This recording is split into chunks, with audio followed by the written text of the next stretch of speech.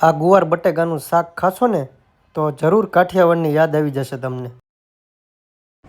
આપણે લેશું સિંગ ભજીયા, તલ અને ભાવનગરી ગાંઠિયા. તેનો આધ કચરો ભૂકો કરવાનો રહેશે.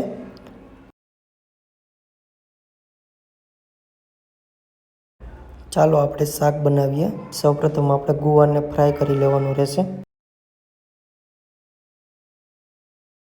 સરસ રીતે ગુવાર ફ્રાય થઈ ગયા બાદ તેને એક ડીશમાં કાઢી લેવાનો છે.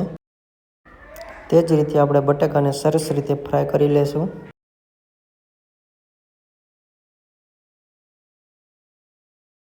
સરસ રીતે બટેકું ફ્રાય થઈ ગયા બાદ આપણે એને ડીશમાં કાઢી લેશું. ગુવાર અને બટેકાને આપણે લસણવાળી ચટણીમાં સરસ રીતે મિક્સ કરવાનું છે. શાકના વઘાર માટે આખું જીરું અને હિંગ નાખશું. ત્યારબાદ આપણે પાણીમાં હળદર, લાલ મરચું પાવડર અને ધાણા જીરું નાખશું. તેને આપણે સરસ રીતે મિક્સ કરી લેશું. મિક્સ કર્યા બાદ આપણે વઘારમાં નાખશું.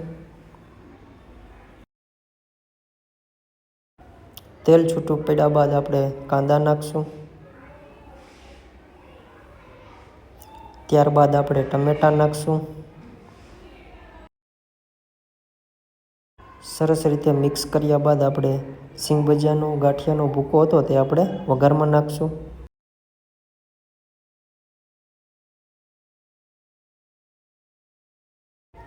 હવે તેમાં આપણે ગુવાર બટેકા નાખશું. સરસ રીતે મિક્સ કરી લેશું અને જરૂરી મુજબ પાણી એડ કરવાનું રહેશે. ત્યારબાદ આપણે ઉપરથી મીઠું નાખશું. ત્યારબાદ આપણે કુકરને ઢાંકીને આપણે 2 થી 3 વિસલ કરવા દેશું.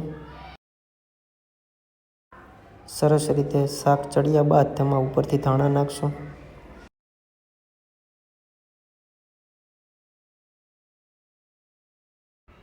તો રેડી છે મિત્રો ગુવાર બટેકાનું શાક. તમને કાઠિયાવાડની યાદ અપાવી દેશે ને એવું ચટપટું ગુવાર બટેકાનું શાક છે રેડી.